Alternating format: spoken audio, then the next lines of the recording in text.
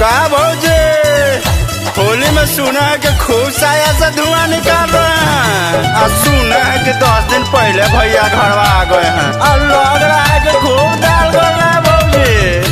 अरे का बतावे देवर जी, होली में तो जानवे न करते हैं। कौन चीज? मैं तो फागुन का फायदा उठा रही हूँ, रंग मैदा में मिला के लगवा रही हूँ। खा नहीं रहे हैं? मैं तो फागुन का फायदा उठा रही हूँ, रंग मैदा में मिला के लगवा रही हूँ। बेडरूम में जाती हूँ सुत के डलवाती हूँ, बेडरूम में जाती हूँ सुत के डलवाती हूँ। तो क्यों लपक रहा है? अरे और सुनिएगा, पिचकारी टेढ़ हो जाएगा। अरे बताइए ना भौजी, और क्या चल रहा है? होली में भतरा चपक रहा है, साया से रंगवा टपक रहा है। होली में भतरा चपक रहा है, साया से रंगवा टपक रहा है। अरे हटिए, गाल मत छुइए। ओहो, अरे होली में पिचकारी का है मौसमात कीजिए, तनी ढाल लेने दीजिए। कल भैया का बाटिएगा, हमको डांटिएगा। अरे आप तो जानबे करते हैं कि साल भर को एक बार होली आता है और वही में ना भतार भाता है।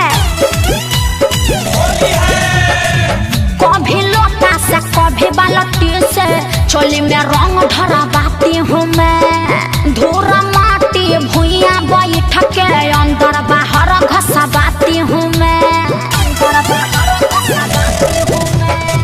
कभी लोटा से कभी बाल्टी से चोली में रंग ढरवाती हूँ मैं। धूर माटी भुइया बैठ के अंदर बाहर घसवाती हूँ मैं।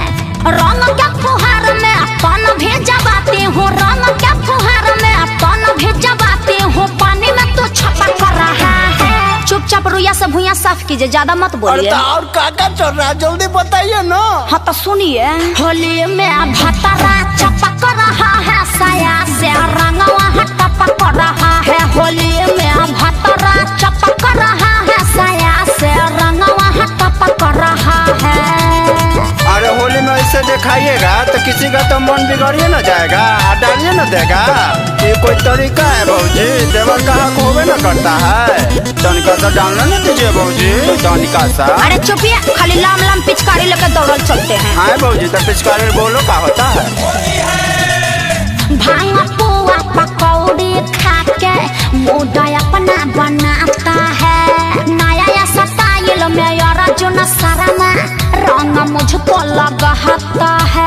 भौजी के बुआ चाप चाप भांग पुआ पकौड़ी खा के मूड अपना बनाता है। नया या स्टाइल में अर्जुन शर्मा रंग मुझको लगाता है। माजा खूबे आता है, सर्दी हो जाता है। माजा खूबे आता है, सर्दी हो जाता है। सुन के तू भभक रहा है। अरे अब तो समझ गए ना। अरे सब ऊपर से निकल जा रहा है भौजी। होली में भतरा चपक रहा है, साया से रंगवा टपक रहा है। होली